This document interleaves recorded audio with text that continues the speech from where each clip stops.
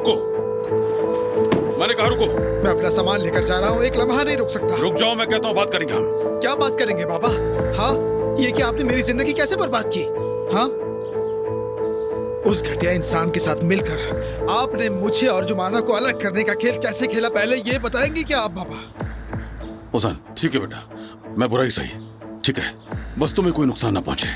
मैंने जो कुछ किया तुम्हारे लिए किया, ताकि आगे चलकर तुम्हें अपने फैसलों पर पछताना ना पड़े बेटा। ये सब तुम्हारी भलाई के लिए किया। इसे भलाई कहते हैं बाबा? जिस लड़की से मैं मोहब्बत करता हूँ उसे एक निकम्मे चोर से ब्याह देने की कोशिश की आपने, ये भलाई है? ओजान, वो आदमी जुमाना से मोहब्बत करता है, मैंने सोचा दोनों खुश रहेंगे, अभी नहीं तो आगे चलकर किसी ना किसी तरह बात बन जाएगी, बस यही सोचा मैंने। ये बातें छोड़े बाबा, आपकी बस ये ख्वाहिश थी कि मैं जुमाना के साथ ना रहूं। आप चाहते थे आपके खानदानी नाम पर आंच ना आए। आपने मेरी आंखों के सामने जुमाना को आग में झोंक दिया और ये अपने बेटे को जिंदा दफन करने की कीमत पर किया। 2 इंसानों की जिंदगियां जहन्नुम बना दिया आपने। बहुत हुआ, तुम्हारे लिए किया मैंने, अपने लिए नहीं। मैं तुम्हें तुमसे बेहतर जानता हूं, इसलिए किया।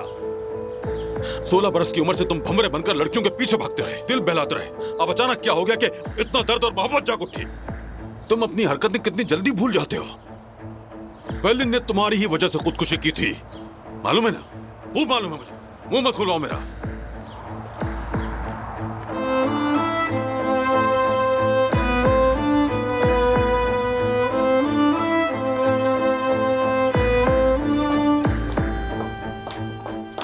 फिलहाल ये है तुम्हारा ठिकाना। तुम मुझे यहाँ जबरदस्ती नहीं रख सकते मेहमद। आखिरकार वो मुझे ढूंढ ही लेंगे। उमर ने तो तलाश भी शुरू कर दी होगी।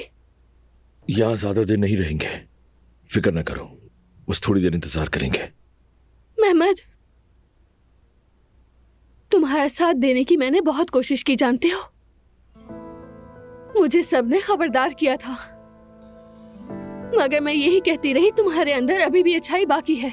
मैंने सोचा वक्त के साथ वो भी देख लेंगे। मेरे अंदर वाकई भलाई थी आयशा, मगर अब खत्म हो गई। तुम लोगों ने खत्म कर दी। इंसान की रहमदिली कभी खत्म नहीं होती मेहमद।